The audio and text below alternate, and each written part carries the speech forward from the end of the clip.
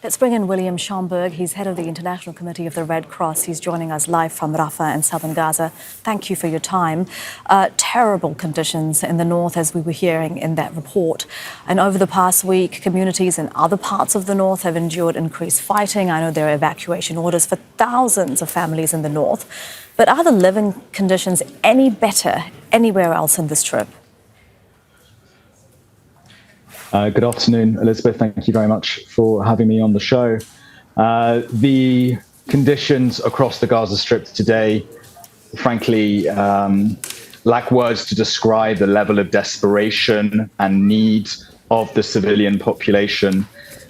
Communities that have displaced countless times, rising issues when it comes to hunger and the lack of access to food, hospitals that no longer function, and the prevailing insecurity, which continues for far too long, as we are now in the 9-month mark of this devastating conflict affecting so many people. And we can only see a glimpse, really, from the pictures that we're looking at of the situation there, the piles of rubbish in the north. We showed pictures earlier of people clamoring onto aid trucks because they're so desperate for food. How much aid are you seeing arriving into Gaza?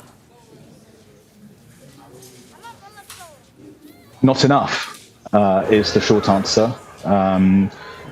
We at the International Committee of the Red Cross, the ICRC, are doing what we can to try and meet needs, particularly in the health sector through the Red Cross Field Hospital that we operate here in Rafah and through support to other medical facilities. We have been able to bring in some of the desperately required supplies in order for our doctors and nurses to continue treating the wounded and the sick. But we see that bringing things into Gaza is extremely complicated, and that is only made even worse by the continued breakdown of law and order, which is hampering our capacity to deliver assistance to those who need it the most. We urgently call for an increase in the amount of assistance that can enter the Gaza Strip unimpeded, so that we and other humanitarian organizations can quickly meet the needs of the civilian population. And I know that your organization has said it's received hundreds of calls in recent days from people desperate for help. You've mentioned the sort of some limited medical aid that you are able to provide, but what other services are you still able to provide? So, as I mentioned, the International Red Cross runs a field hospital here in Rafah. We have, wherever we can, also tried to provide other services to internally displaced families, those who have had to flee their homes on multiple occasions. We are trying to work with our partners in the water sector to try and increase the amount of clean water available to civilians desperately in need of water and sanitation.